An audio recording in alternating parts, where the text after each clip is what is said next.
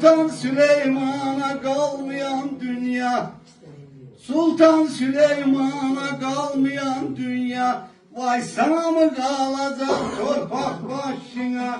Yaşantı bir nefes, ömür bir rüya, bir gün son bulacak torpak başına. Torpaklar başına, torpak başına.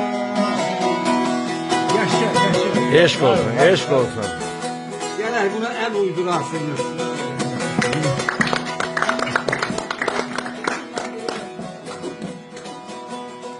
Gün gelir tükenir menzilin yolun, yorulur bedenin, tutulur dilin, kıyıp yemediğin devletin malın, ellere kalacak torpak başına, ellere kalacak torpak başına, ellere kalacak torpak başına, Eyvallah. Yerden mi? Benim de hemen dedi. Yoksa bunu şaşın Bak çıkıyor. bu yol be günahda var sevapta, hakla gidersen kalır hesapta. Dünyadan olmazsa o bir tarafta, bu hakkını alacak torpaklar. Sen yaşa. Torpaklar başına, torpaklar.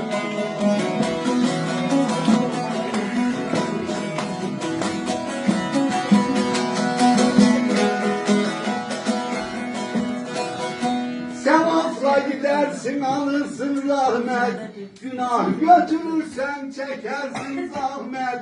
Mirasçıya kalır ay para pul servet, onlar mal bölecek torpak başına.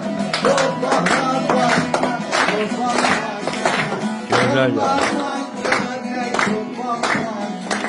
Torpaklar başına, torpaklar başına. Bak bu dörtlüğü ey dinleyin. Bu dörtlüğü bu herkesi ilgilendirir. Herkesi ilgilendirer. Ama değil mi bilmirəm. Söyle. Yok, demez abi. Gelin de buradadır, hanım da bu. Söyleyeyim mi? Korkur, onda korkursan. Yine korkursan onda.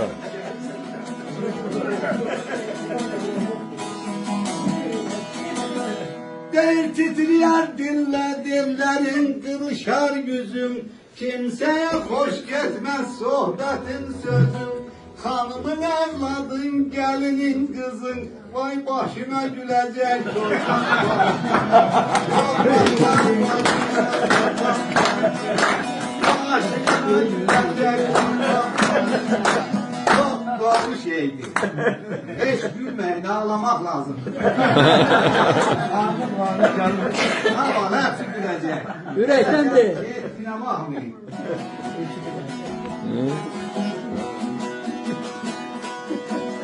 Günah yıldızı yan ömür puç oldu. Dünya benim diyen hali nec oldu. Saltanat sürenin sonu hiç oldu. Yaşayan ölecek torpak var. Yaşayan ölecek torpak var. Habere yaşayan ölecek.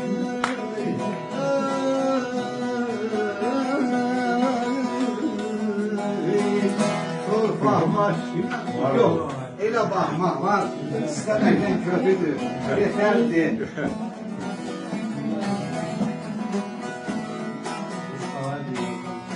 Hazreti Fatma'nın gül cemaline Muhammed vasfıyla Ali yazıldı. Gülşeren damına gül cemaline Gönlüne resmine Ali yazıldı. Haydar haydar haydar Ali yazıldı. Ali Muhammed vallahi hoş görmüşem ne diyorsun?